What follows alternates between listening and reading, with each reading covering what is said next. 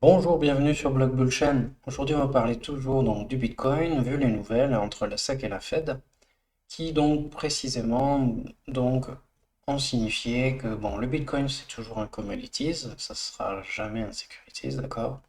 Les autres altcoins, on a eu quelques frayeurs ici. Ils ont précisé que tous ces tokens ici, les voilà, c'était des securities, d'accord? Sauf le Bitcoin. Donc, en gros, que ça représente une entreprise et que le token donc est un représentant d'une activité économique. Or, tous ces tokens-là utilisent la blockchain et ils ont tous un contrat de gouvernance, d'accord, pour voter l'évolution donc du token. Et en aucun cas c'est une action ou un titre financier, quoi. Dessus, si Matic plonge de 50% dans une semaine, on n'a aucune sécurité, aucune garantie de retrouver notre argent, quoi. Ça, si ça s'écroule, ça s'écroule. Donc, effectivement, c'est un commodities. Donc, du coup, la SEC s'est remis en question et ils ont précisé qu'ils allaient changer d'avis.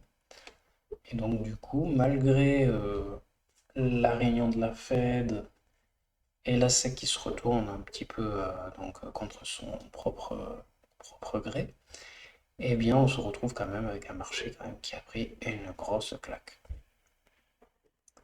Comme vous pouvez voir, on a des baisses quand même significatives sur la semaine qui vient de s'écouler, c'est 20% en moyenne, sauf Bitcoin et le BNB et certaines blockchains.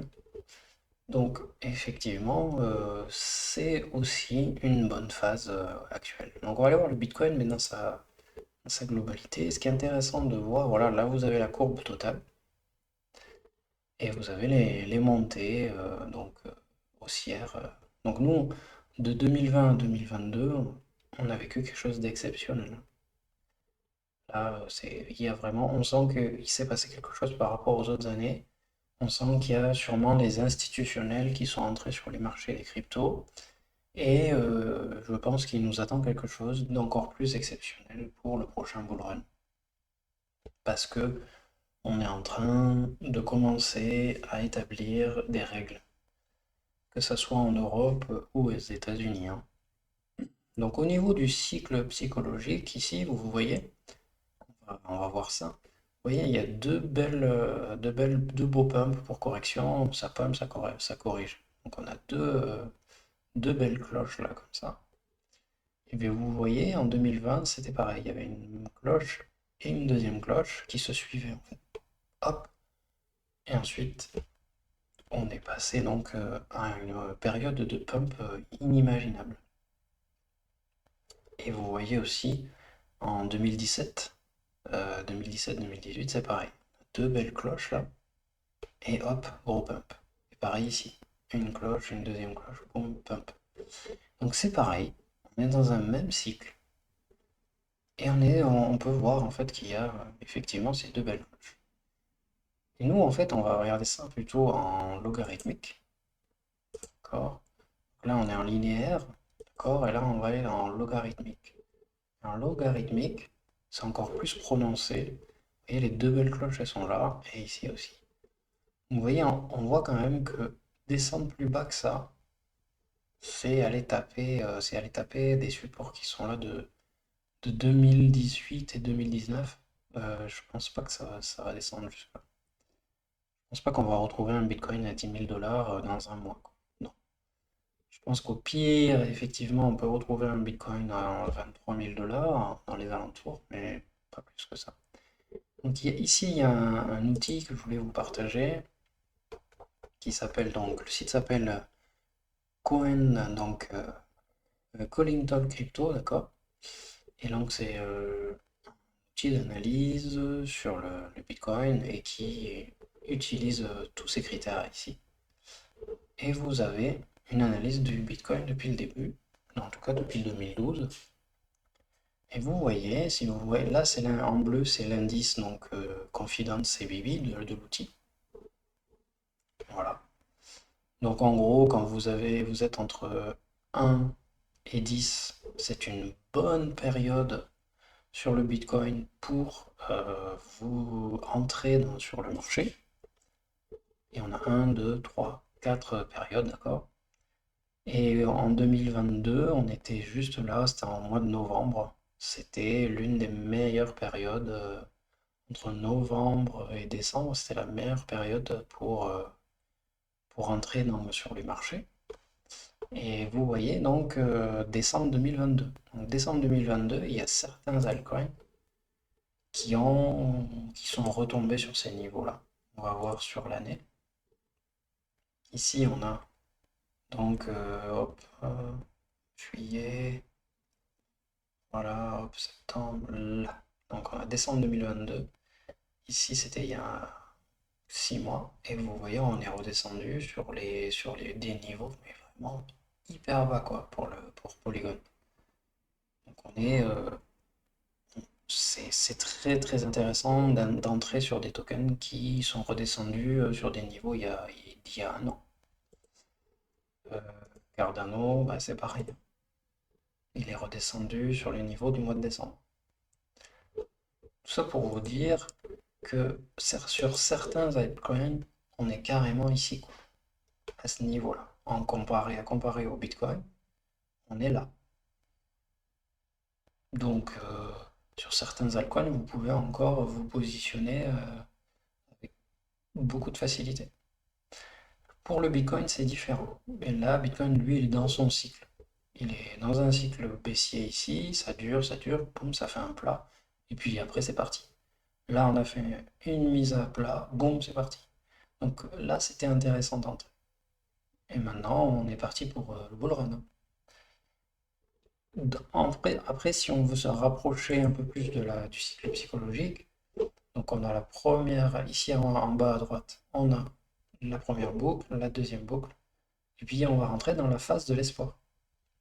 Ça veut dire que tout le marché va se renverser. On va enfin avoir des bonnes nouvelles. Il va y avoir des nouvelles qui vont partir dans tous les sens. Intelligence artificielle, métaverse, hein, pas des partenaires avec des grandes entreprises. Enfin, voilà. Dès que vous allez entendre ça, ça y est, c'est l'espoir, l'optimisme, tout va revenir vers l'eau. Et du coup, nous, en fait, sur notre cycle, actuellement, si on fait un zoom actuel, on va être moins, on va un peu plus avancer vers le présent. Ici, vous avez donc la courbe du Bitcoin, ici avec les fameuses boucles dont je vous parlais tout à l'heure. Et on a, à partir d'ici, là, à partir des 26 900, on a eu une grosse correction. Ok. Et cette correction qu'on a actuellement, aujourd'hui, le 15 juin, peut encore baisser, hein, peut encore aller chatouiller les 23 900, 23 700. Il va y avoir sûrement une dernière correction. Et ensuite, on va voir sur les courbes des formes de W qui vont se créer, comme ceci, et bam, ça va monter. Donc là, dans les mois qui arrivent, on va dire peut-être même après l'été, septembre 2023, quelque chose comme ça, on va voir effectivement un Bitcoin qui va commencer à monter. Et là, tous les altcoins vont suivre. Donc se positionner aujourd'hui sur les altcoins, c'est très intéressant. Et ensuite, dès que les altcoins reprennent, vous faites des profits. Mais Bitcoin va repartir, c'est sûr. Là, c'est une question je pense, d'être de patience jusqu'à la fin de l'été. On risque d'avoir des rallyes là pendant les semaines qui vont arriver, de hausse, de baisse, de hausse, de baisse. Voilà ce qui va se passer. Et je voulais voilà, vous faire part du cycle là où on en est. On est sur nos deux grosses cloches. Ces deux grosses cloches, vous les retrouvez sur chacun des cycles du Bitcoin. Et aussi dans le cycle psychologique, d'accord? Ici aussi, première boucle, deuxième boucle. Donc ce qui était intéressant, c'était de voir ça en logarithmique. Et vous voyez, hein, je monte, je fais une courbe creuse, je monte, je fais une courbe creuse, je monte, je fais une courbe creuse, et ben, c'est reparti pour monter. Et oui, hein, on va atteindre les 80 000 $, hein, facilement. On va monter au-dessus, là. 2024, on sera au-dessus de ça. Des 66 000 $, on va monter vers les 80 000 $. Donc on aura un indice très haut, hein, on aura un indice de confidence qui sera entre les 80 et les 90. Voilà pour le cycle du Bitcoin et son cycle psychologique. C'est intéressant de suivre son évolution en fonction de cette courbe-là qui a été réalisée. Et je vous remercie d'avoir écouté, d'avoir eu la patience d'écouter ça. Et si vous avez donc envie de mettre un pouce bleu, merci d'en mettre un. Et je vous dis à très bientôt.